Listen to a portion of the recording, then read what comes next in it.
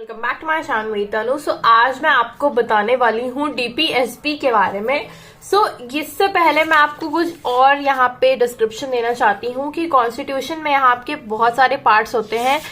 यहाँ पे हम स्टार्ट करेंगे पार्ट 4 से, चूंकि आपका डीपीएसपी है, बट यहाँ पे आपको पार्ट 1, 2, 3 एंड 4 के बारे में पता होना चाहिए, 3 के बारे में भी। तो पार्ट 1 में हम बात करते हैं यूनियन एंड इट्स टेरिटरीज के बारे में, जो कि आर्टिकल 1 to 4 में आता है। इसके बाद आपकी आते हैं यहाँ पे सिटीजनशिप यहाँ आती है आपकी आर्टिकल नंबर 5 से लेकर के 11 तक, ये आपका है पार्ट 2।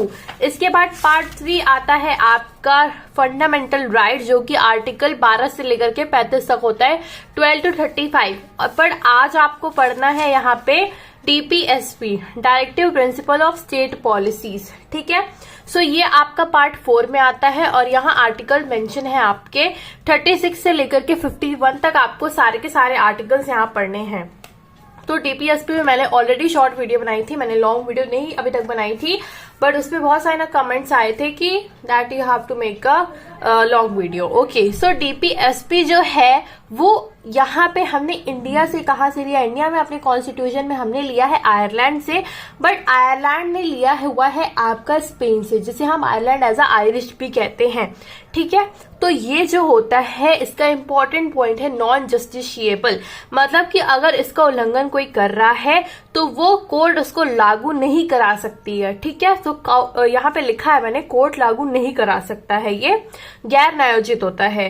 Next, B R. अम्बेडकर ने कॉन्स्टिट्यूशन का नोवेल फीचर बताया है इसको, क्योंकि स्टेट में जितनी भी सारी चीजें होंगी वो इसके अंडर में ही काफी सारी चीजें आएंगी, काफी अच्छा है ये। तो इसे हम डीपली पढ़ेंगे अभी। तो इसको ऑब्जेक्टिव क्या है? इसको ऑब्जेक्टिव है establishment of welfare of state, मतलब कि एक अच्छा स्टेट का स्टैब्लिशमेंट करना है, ठीक है। इसको ऑब्जेक्टिव यही है कि इसको स्टैब्लिश करना है एक अच्छा खासा एक वेलफेयर स्टेट, ठीक है। हम और भी इसके बारे में पढ़ेंगे, इसका और क्या एम है। इसका एम है aim is to establish economic social democracy, मतलब कि एक इकोनॉमिकली एक सोशल डेमोक्रेटिक कंट्री बनाना, उसका ये चीज का एस्टेब्लिशमेंट है, एक अच्छा स्टेट बनाना, ठीक है। ये डीपीएसपी इस सारी चीजों को फॉलो करता है। तो डीपीएसपी में हम तीन उसमें डिवाइड करते हैं आइडियोलॉजीज में। एक पहला है आपका सोशलिस्ट, दूसरा आपका है गांधीयन, इसके बाद आता है थर्ड आपका लिबरल इंटेलेक्चुअल, ठीक है, लिबरल इंटेलेक्चुअल आता है। बी.आर. अम्बेडकर जी ने इसको कंपेयर किया हुआ है, इसको कंपेयर उन्होंने किया हुआ है DPSP with the instruments of instruction. जैसे कि कॉन्स्टिट्यूशन के अंडर आपका डीपीएसपी आता है, वो एग्जीक्यूटिव और लेजिस्लेटिव में डिवाइड होता है। अब यहाँ पे लेजिस्लेटिव मतलब कि लॉज ये बनाएगा और इसका एग्जीक्यूट कराना, मतलब इसको लागू कराना काम है एग्जीक्यूटिव का। अब हम देख लेते हैं कि इन्होंने किस चीज से कंपेयर किया हुआ है बी.आर. अम्बेडकर जी ने डीपीएसपी को। यहाँ पे गवर्नमेंट ऑफ इंडिया एक्ट जो 1935 का आया था, इसमें इंस्ट्रूमेंट ऑफ इंस्ट्रक्शन थे, जिसमें कि डिवाइड किया गया था गवर्नर जनरल में। वैसे ही यहाँ पे डीपीएसपी को डिवाइड किया गया एग्जीक्यूटिव और लेजिस्लेटिव में। तो यहाँ पे अब आपको समझ में आएगा कि डीपीएसपी होता क्या है, कौन से पार्ट में आता है, कौन से आर्टिकल के अंडर आता है, और इसे कहाँ से लिया गया है, आयरलैंड से लिया गया है, इसका काम क्या है, इसका ऑब्जेक्टिव क्या है और इसका एम क्या है, इसको करना क्या है, ये सारी चीजें आपने पढ़ी। अब हम 1 by 1 सारे आर्टिकल्स को पढ़ेंगे कि हर एक आर्टिकल में क्या आपको समझाने की कोशिश की गई है, क्या बताने की कोशिश की गई है, ठीक है। सबसे पहले आर्टिकल 36 में जो भी आपने आर्टिकल 12 में पढ़ा था, वो सेम चीज यहाँ पे भी होगी। आपने आई होप आर्टिकल 12 पढ़ लिया होगा कि इसमें एक डेफिनेशन ऑफ स्टेट बताई गई है कि स्टेट होता क्या है, उनमें कौन कौन सी बॉडीज इंक्लूडेड होती है, यूनियन गवर्नमेंट हो गई, जितनी भी सारी चीजें होती हैं वो आपका आता है डेफिनेशन ऑफ स्टेट में, ठीक है। तो ये सेम जो आर्टिकल आपका 12 है वो सेम आपका आर्टिकल 36 से रिलेटेड है, डेफिनेशन ऑफ स्टेट। आपको इतना याद रखना है, डेफिनेशन ऑफ स्टेट है, ठीक है। अब हम आर्टिकल 37 के बारे में पढ़ते हैं। अभी आपने जाना कि नॉन जस्टिसिएबल होता है, मतलब कि हम इसको इम्प्लीमेंट नहीं करा सकते हैं, अगर मतलब इसको इनफोर्सिबली नहीं करवा सकते हैं, ठीक है। तो these principle are fundamental in the governance of the country, these are non enforceable by court. मतलब कि अगर इसका उल्लंघन कोई कर रहा है, जैसे कि प्रोविजन मतलब प्रावधान है इसका इम्प्लीमेंट कराना, मतलब स्टेट में होगा ये, बट ये उसकी ड्यूटी है, मतलब कि ये उसकी ड्यूटी है। जैसे हमारी भी बहुत सारी वैल्यूज ड्यूटीज होती हैं, तो कुछ लोग उसको फॉलो करते हैं, कुछ लोग उसको नहीं फॉलो करते हैं, तो हम इसको जबरदस्ती फॉलो नहीं करवा सकते हैं। ये नॉन जस्टिसिएबल होता है, न्यायोचित होता है, ठीक है, गैर न्यायोचित होता है। कोर्ट इसको लागू नहीं करा सकता इसका, अगर इसका उल्लंघन हो रहा है तो, ठीक है। यहाँ पे जो डीपीएसपी को फॉलो करता है, मैंने कुछ चीज और मेंशन किया, जो गवर्नेंस यहाँ पे डीपीएसपी को फॉलो करती है उसे हम कहते हैं गुड गवर्नेंस। ये आ सकता है आपका एग्जाम में, तो ये आर्टिकल 37 के अंडर में ही आएगा, इसलिए मैंने यहाँ पे इसको नोट डाउन यहाँ किया हुआ है, ठीक है। अब हम चलते हैं आर्टिकल 38 में। तो यहाँ पे आर्टिकल 38 है to promote the welfare of the people. मतलब कि यहाँ पे आर्टिकल 38 का काम क्या है कि मतलब कि लोगों के लिए अच्छाई का काम करना, उसको प्रमोट करना, यहाँ पे मेन बेसिक फोकस उस पे है, ठीक है। सो इसका प्रमोट करता है ये वेलफेयर, मतलब कि लोगों के भले के लिए काम करना। एंड मिनिमाइज इनइक्वालिटीज, मतलब कि आपने जात पात पे बहुत ज्यादा देखा होगा कि यहाँ पे इनइक्वालिटी हो रही है, कि मतलब उनको समानता नहीं मिल पा रही है, तो यही चीज यहाँ पे मेंशन है कि यहाँ पे उसको भी कम करना, कि हम लोगों को विभाजित ना करें, कि बड़ा छोटा ना बताएं, सब लोग क्या है, इक्वल हैं। तो टू मिनिमाइज इनइक्वालिटीज, ठीक। नेक्स्ट है आपका आता है आर्टिकल 39। अगर आप आई होप आपको 36, 37, 38 समझ में आएगा, हम 39 के पास चलेंगे। आप 39 भी बहुत ज्यादा इंपॉर्टेंट है, तो 37 आपको समझ में आ गया होगा कि 37 भी बहुत ज्यादा मोस्ट इंपॉर्टेंट था, कि डीपीएसपी को नॉन जस्टिसिएबल किस आर्टिकल में कहा गया हुआ है, किस आर्टिकल में उसको इसे डिफाइन करा हुआ है, तो आर्टिकल 37 ही है। आप 39 पे चलते हैं। Right to adequate means of livelihood, मतलब कि जो लोग हैं उनको हमें एजुकेट करना है। Next, equitable distribution of the material source of the community for common goods, मतलब कि यहाँ पे हमें हर एक लोगों को, हर एक बंदे को, अगर कोई मटेरियल सोर्स है, अगर कोई दो बंदे हैं उसको बेच रहे हैं सामान, तो हमें उन दोनों को इक्वल यहाँ पे करना है। Equitable distribution of the material source of the community for common goods, ठीक है। जैसे हम ये भी समझ सकते हैं इस तरीके से इस पॉइंट को, कि अगर कोई दो लोग सामान बेच रहे हैं तो उन लोगों को हमें इक्वली पे करना है। ऐसा नहीं है कि हम उस पर थोड़ा अपना हुक्म चला के उससे कम करवा ले। To prevent concentration wealth and means of production, ठीक है। नेक्स्ट है equal pay and equal work for both men and women, मतलब कि अगर हम मेन एंड वुमेन की बात करें तो यहाँ पे मेन जो है वो भी उतना ही काम कर रहे हैं जितना वुमेन कर रही हैं, तो हमें मेन और वुमेन को दोनों को सेम पे करना होगा, सेम पैसा देना होगा।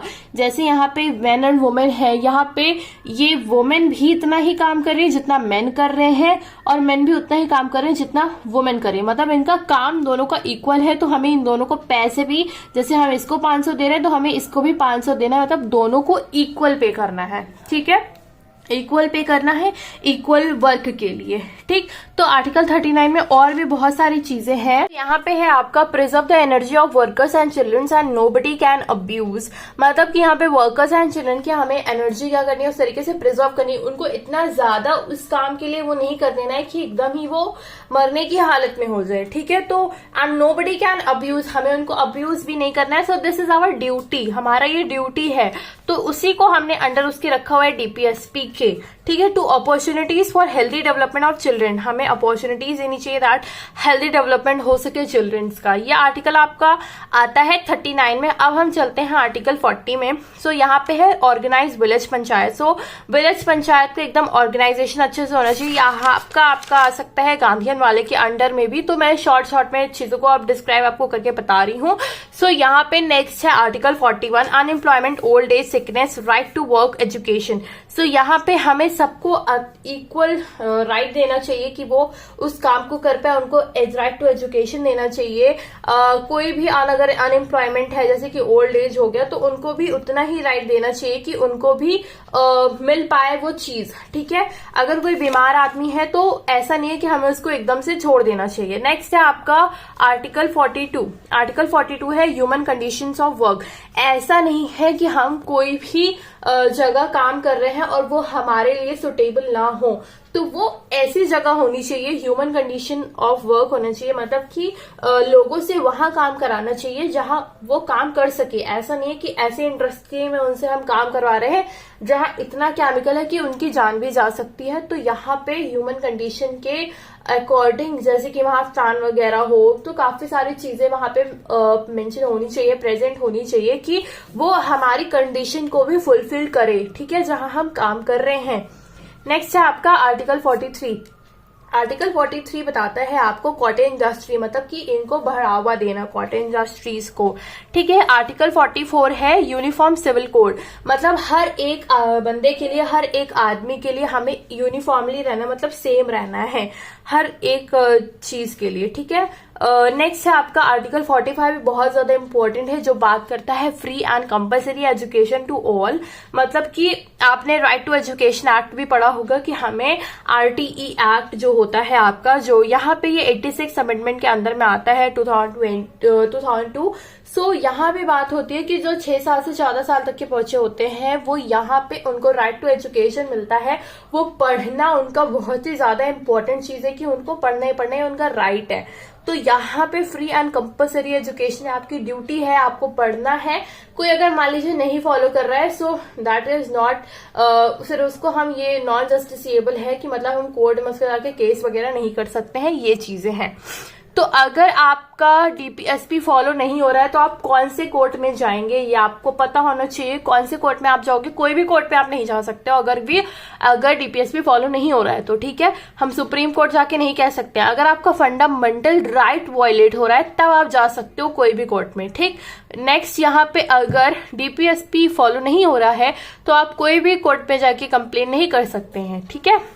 नेक्स्ट है, ये आपको समझ में आया फ्री एंड कंपल्सरी एजुकेशन किस अमेंडमेंट के अंदर आता है, ये भी आपको समझ में आया होगा। नेक्स्ट आपका आता है आर्टिकल 46, जो कि प्रमोट करने के लिए कहता है promote education and economic interest of SCs and STs, ठीक है।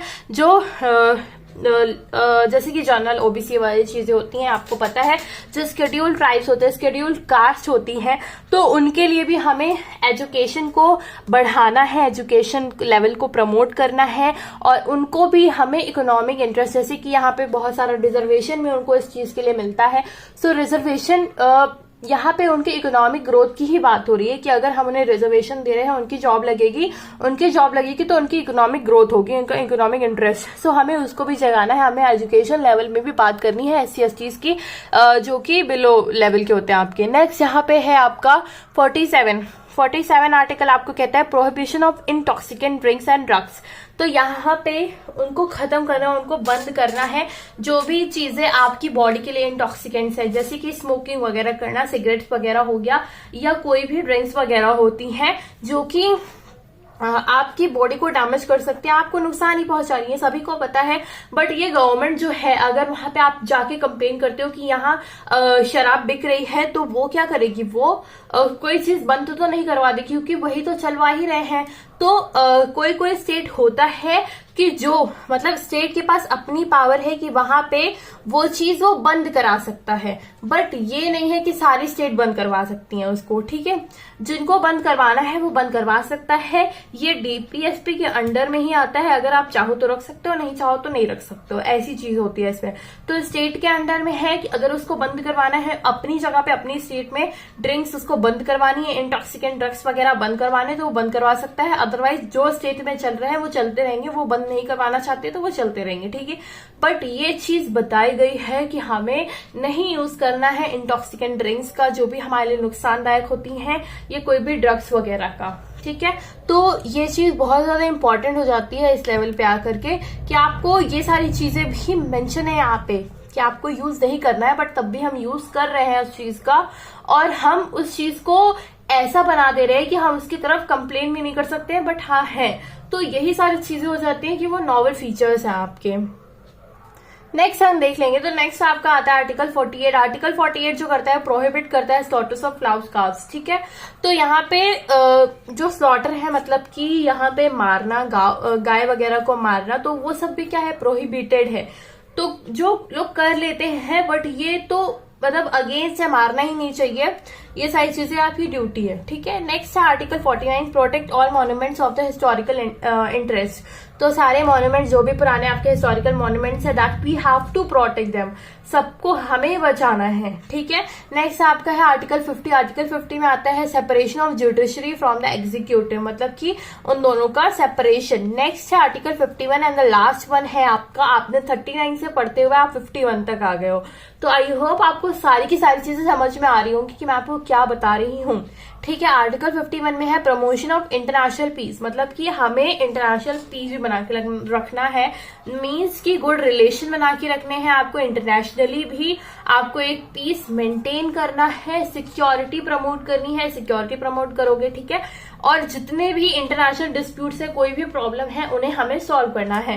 डिस्प्यूट्स आप समझ ही रहे होंगे कि कोई भी अगर प्रॉब्लम आती है तो उन्हें हमें इंटरनेशनली भी अगर आ रही है तो उन्हें हमें सॉल्व करना है, और हमें एक good relation and peace maintain, एकदम शांति मेंटेन करनी है, और सिक्योरिटी भी हमें प्रमोट करनी है। इसके अंडर में ये सारी चीजें बोली गई हैं, ठीक है। तो ये आपका हो जाता है पूरा डीपीएसपी का मतलब कि लॉन्ग डिस्क्रिप्शन हम कह सकते हैं, बट यहाँ पे आर्टिकल्स को तभी मैंने छोटी छोटी चीजों में डिफाइन किया हुआ है। अगर यही चीज अगर आप जो पॉलिटी की आपकी बुक होती है, मेनली जो लक्ष्मीकांत वाली बुक होती है, सो ये बहुत ही ज्यादा फेमस बुक है लक्ष्मीकांत। सो अगर आप पढ़ना चाहते हैं और सारी चीजें तो आप उसे पढ़ सकते हो, इसमें पूरा का पूरा डिस्क्रिप्शन दिया हुआ है, ठीक है।